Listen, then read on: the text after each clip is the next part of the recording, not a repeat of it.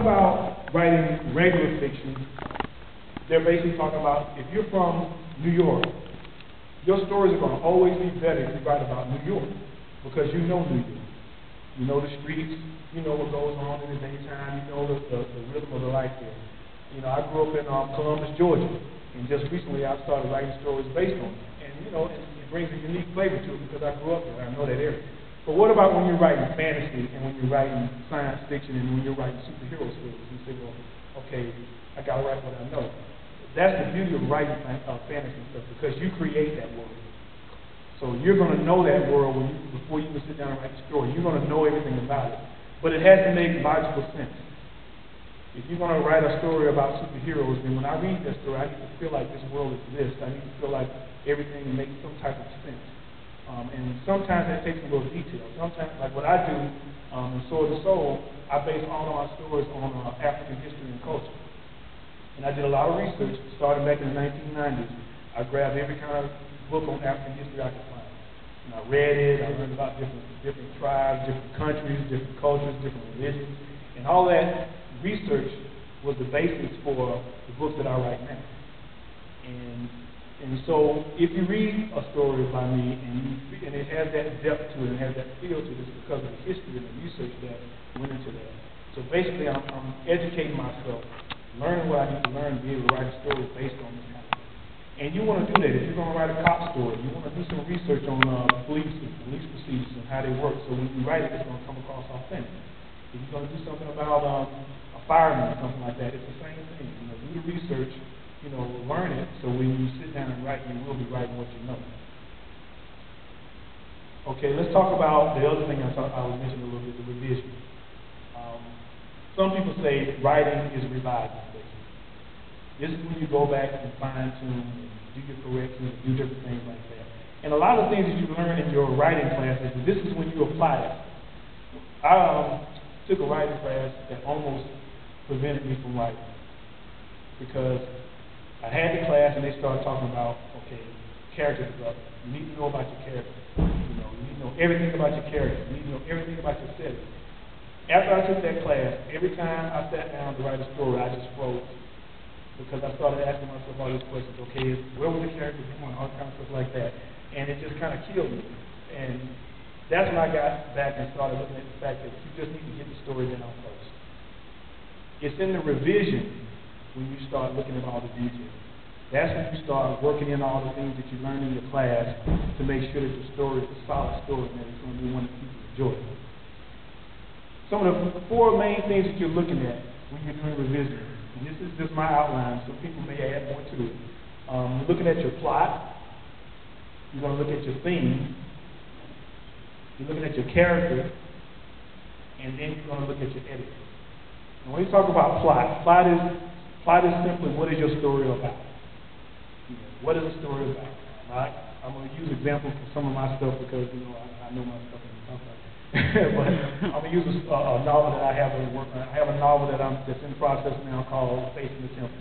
And the Faith in the Temple is about a priestess who discovers that there is this demon that has been gone for thousands of years and has returned. And it's her job to find this demon and get rid of it. That's the plot of the story. Your plot may be a superhero plot. It may be about a young boy who grew up in the suburbs that in some kind of situation found himself with power. And what he's going to do now is use those powers to fight the bad guys. It's a very basic type of plot. It's something that you find a lot in superhero type stuff. Now, I had to give you an honest story, but we don't have much time, so I'm not going to give you that part.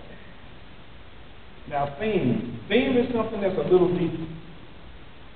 Theme is something that can really be almost described in a few words. Theme is what I call the core of your story. It's what your story revolves around. Theme is something like good always triumphs over evil. It's very simple. And that's going to be the core of the story. Even though your plot may be about, like in the instance of my story, the plot may be about this woman that has to find this demon and has to destroy him. What is the core? What does this story revolve around? What is the heart of the story? the heart of this particular story is about faith. And all the characters in this story are, what they do is determined by their faith or their lack of it. And the truth in this story is basically saying that, when you lose your faith, you lose your power. That's basically what's going on in the story. And each character in this story goes to their particular development based on that whole concept. If you look at anything, when you look at stories that you enjoy, there's always a theme behind it. And that's really big in Hollywood. And this kind of relates to scripts because when you write a script that's for a screenplay or a movie, it's like writing a script for a comic book, the same thing. And they even have a theme as well. One of my perfect examples is like Lord of the Rings. The plot of Lord of the Rings, you had the ring came up from Saruman, and you had the team picked out, and they had to go deliver the ring back to the volcano so they can, kill Saruman. That's the plot. But the theme behind Lord of the Rings was about friendship. Basically, they were saying that you can do anything if you have good friends. And the whole story revolves around that because when you think about it, I guess, and usually sometimes they actually have one character that exemplifies that whole thing. And in Lord of the Rings, that character was Samwise.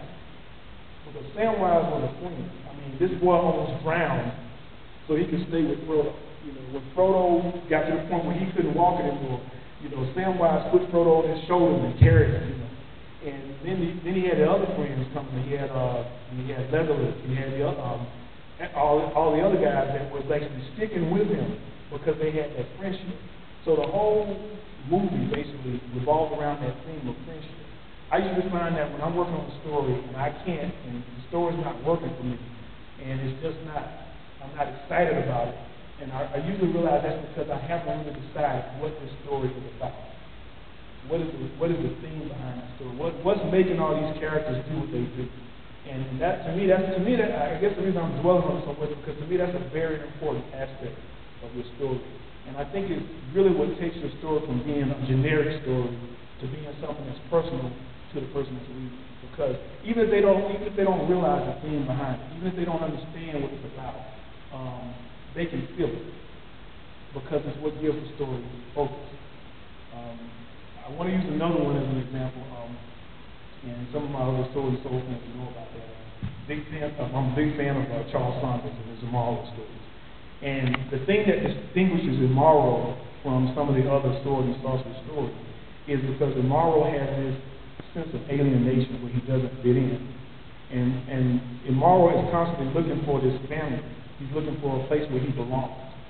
And that kind of drives you through the entire process of Immoral, through all his novels.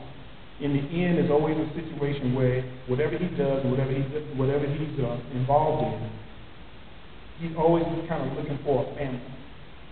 And so, to me, the theme of this story would probably be like the importance of family and what seeking that type of relationship would drive a person to do. He's constantly wandering. He's not just wandering just to go around and find adventures and kill monsters and stuff like that. He's looking for a family. He's looking for someplace where he belongs. And it comes through when you really look at the story and understand it. And again, that's why I feel like the theme is so important. Okay, let's move on because I can talk about things forever. But